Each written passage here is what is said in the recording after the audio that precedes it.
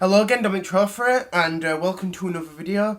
And this one's actually part 2 of my previous video on who I think the most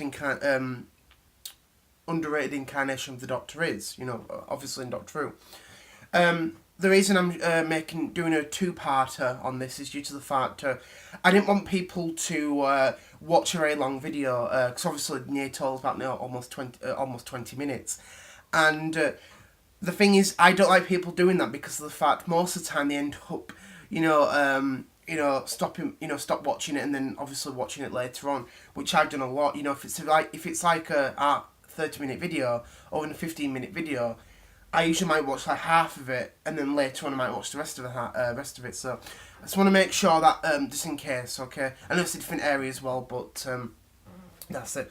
Now, obviously, my other point is about the Eighth Doctor, played by Paul McGann.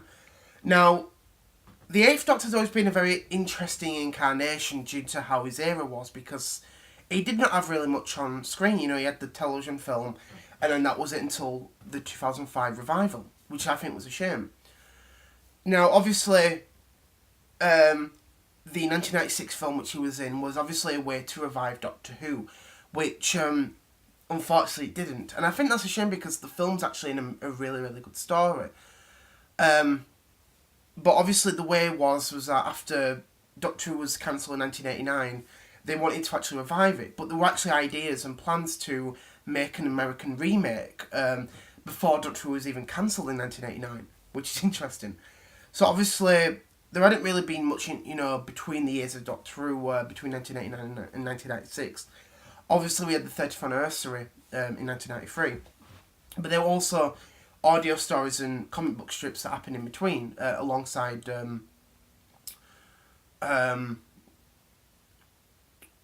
novels and even fan-made stuff, which is interesting. So obviously, after the film aired in America and Canada, it was a commercial flop. It didn't even work, and I think that was a shame. So what ended up happening was, despite being a success over in the UK, they planned to make a series, but what ended up happening was nothing really happened afterwards until obviously 2005, which was a shame. And for many years, people always wondered, would Paul McGann ever return?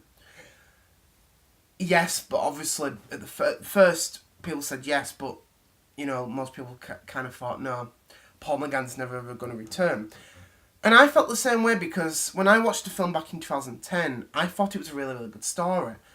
And it was a shame that he never ever got his chance to shine on screen, because I think if he did, a lot of people would have actually, preferred and, enjoyed his incarnation.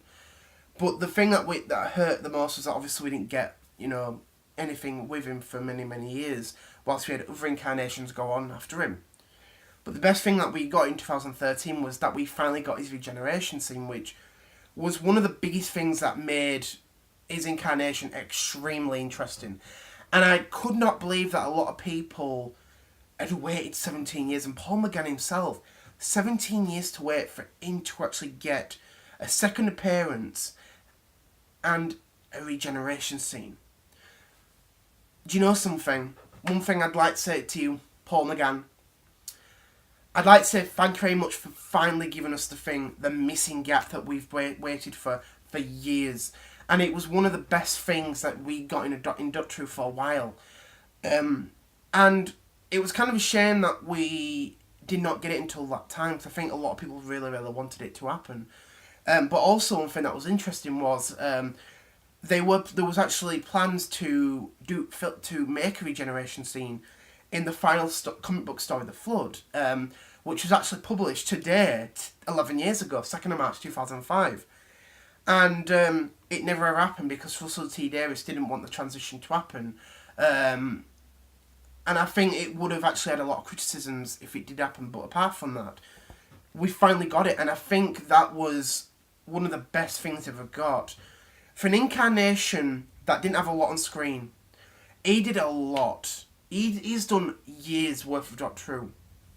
Because obviously we've had comic book strips, we've had novels of him, and then obviously, he's been doing Doctor Who audio since 2001. For an incarnation that didn't have a lot on screen, He's still doing Doctor Who. To this day, whilst I am talking and, you know, recording this video and even publishing it on YouTube afterwards, he has done more Doctor Who than any other incarnation. Really, yeah, I'm being serious. He's been doing Doctor Who for 20 years and he's still going strong. It kind of reminds me of of a certain game console, the Sega Dreamcast. You know, launched in 1998, 1999, you know, for the rest of the world. Ended in 2001, despite officially still getting games until 2007. But between 2001 and now, there have been the independent scene. People have been making games. And that's what kind of makes me think about it. You know, that the Eighth Doctor's still going. He really, really is.